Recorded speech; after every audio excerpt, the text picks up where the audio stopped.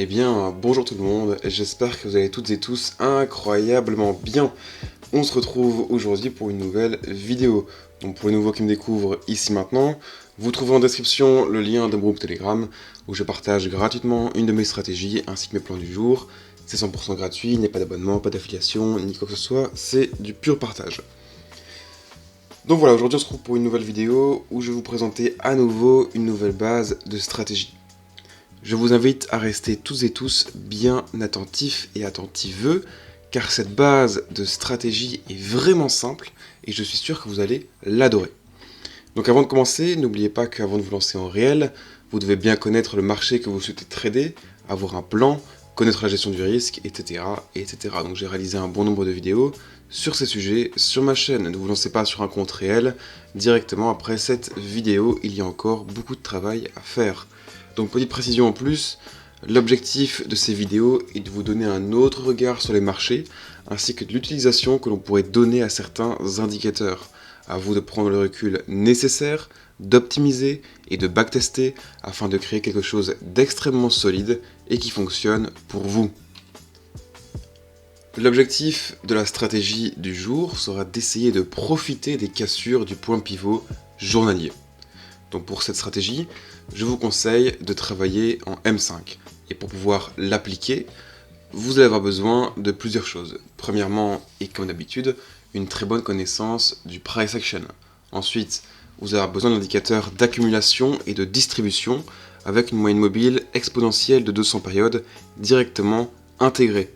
Donc il existe un indicateur complet sur TradingView qui s'appelle accum/dist plus 200 EMA réalisé par JB Neto. Donc je vous conseille vraiment de le mettre sur votre graphique. Et ensuite, vous allez aussi avoir besoin évidemment des points pivots standards directement disponibles aussi sur TradingView. Donc pour cette stratégie, on utilisera uniquement le point pivot journalier ainsi que la R1 et le S1. Et enfin, pour terminer, vous devez aussi bien identifier le contexte du marché, donc les supports, les résistances, les niveaux clés, etc. etc. Vous commencez à connaître la chanson. Donc on se retrouve maintenant directement sur nos graphiques pour identifier les configurations que l'on va rechercher. Donc voilà, on se retrouve ici maintenant devant nos graphiques. On va commencer par un exemple de position acheteuse. Donc concernant les conditions d'entrée, dans le cas d'une position acheteuse, il faut premièrement que l'indicateur d'accumulation et de distribution, donc représenté ici par la ligne jaune, se trouve au-dessus de l'EMA de 200 périodes, donc directement intégré dans l'indicateur, et qui est représenté ici par la ligne orange. Comme seconde condition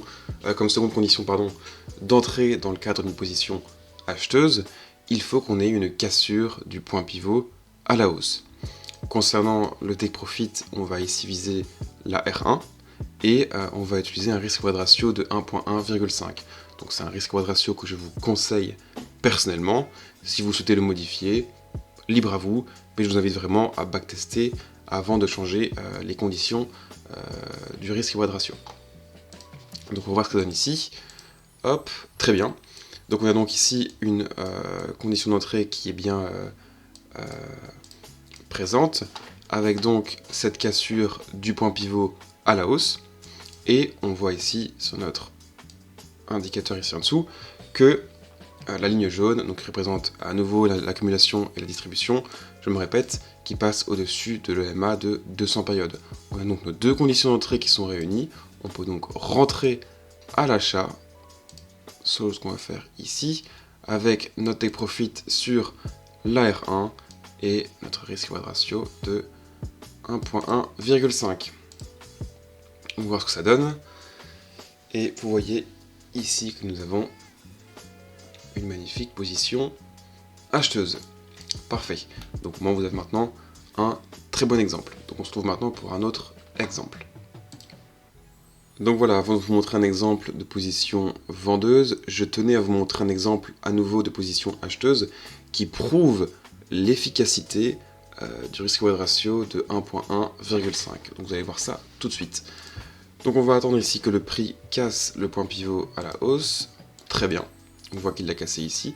Très légèrement, mais c'est cassé. On a donc ici, au niveau de notre indicateur, on a donc la ligne jaune qui passe au-dessus de l'EMA de 200 périodes.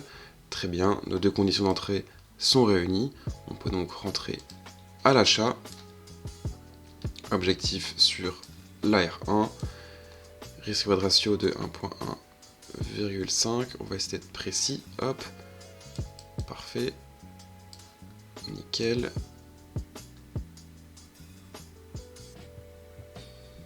Voilà. Parfait. Hop. On va voir ce que ça donne. Et vous allez voir ici que le prix va donc réaliser un pullback. Il va donc frôler notre stop loss. Donc vous voyez que ce n'est pas toujours très intéressant d'avoir un stop loss qui est très serré. Au moins ça vous laisse toujours un petit peu de marge. Ce qui est bien plus intéressant. Voilà, donc le prix évolue. Peut-être qu'on va accélérer ça. Hein. Parfait. Et voilà, on a donc ici ensuite notre take profit qui est touché. Donc on se trouve maintenant pour un exemple de position vendeuse. Alors, concernant les conditions d'entrée dans le cas d'une position vendeuse, il faut donc cette fois-ci que l'indicateur d'accumulation et de distribution se trouve sous le MA de 200 périodes.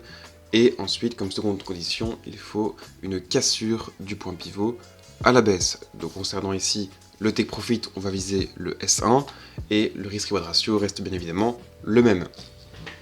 Vous pouvez voir que ici, vers plus ou moins 3 h du matin, on a donc nos conditions d'entrée qui étaient bien valides.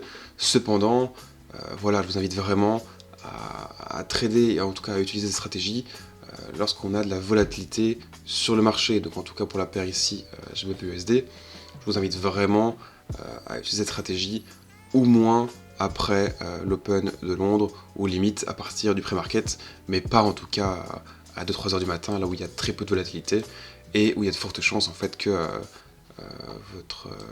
vous ayez en fait des faux signaux et que la stratégie ne soit pas valide.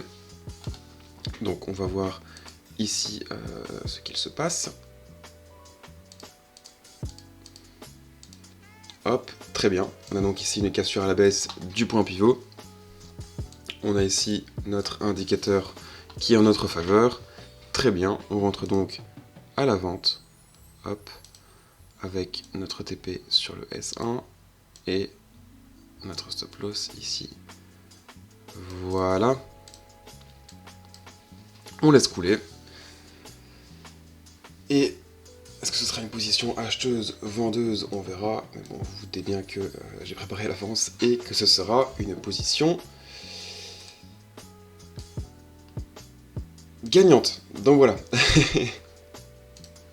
Donc voilà, j'espère que ça vous aura aidé. Avant de conclure cette vidéo, il y a le youtubeur TradePro à nouveau qui a aussi présenté cette stratégie en vidéo et qui a donc réalisé des backtests que je vais encore ici vous afficher à l'écran pour vous aider. Bien évidemment, je vous rappelle que je vous invite vraiment à faire vous-même vos propres backtests, d'accord? Quitte aussi à modifier les conditions d'entrée, à en ajouter, à instaurer des règles concernant aussi le break-even éventuellement, à voir si vous pouvez utiliser sur d'autres paires de devises, ou limite les indices, hein, on ne sait jamais. À vous de travailler tout ça et de voir ce qui fonctionne le mieux pour vous. Donc concernant les résultats de ces backtests, il a fait ça donc sur EURUSD, GBP/JPY et AUD/NZD, toujours en 5 minutes, avec le même risk-reward ratio. Il a donc fait ce test sur un total de 100 trades, donc ce qui lui a pris environ 5 mois de backtest. Il a donc eu 51 trades gagnants, 49 pertes, et la plus grande série de gains consécutifs a été de 11, et la plus grande série de pertes consécutives a été de 5. Donc voilà, avec un gain final sur le compte de 27,5%, en risquant, je suppose, 1%. On peut voir que c'est une très belle performance, c'est très intéressant. Donc à vous maintenant de voir si vous voulez utiliser cette stratégie. Et bon, bien évidemment, n'oubliez pas que ça reste une base de stratégie, qu'il y a encore du boulot à faire. C'était aussi simple, tout le monde serait gagnant. À vous maintenant d'ajouter d'autres éléments, comme je vous expliquais, d'autres conditions d'entrée éventuellement, donc etc. etc. N'oubliez pas que tout est possible. Mais surtout, je vous le répète, n'oubliez pas de constituer votre plan, d'exécuter votre plan, de tenir un journal et d'optimiser votre plan. C'est en suivant ce processus avec rigueur et discipline que vous deviendrez rentable sur les marchés. Donc voilà, merci à vous. N'hésitez pas à vous abonner, à mettre un commentaire, à mettre un like, ça me ferait extrêmement plaisir. Et à rejoindre mon canal Telegram si ça vous intéresse. Donc voilà, merci à vous, bon trade et à la semaine prochaine.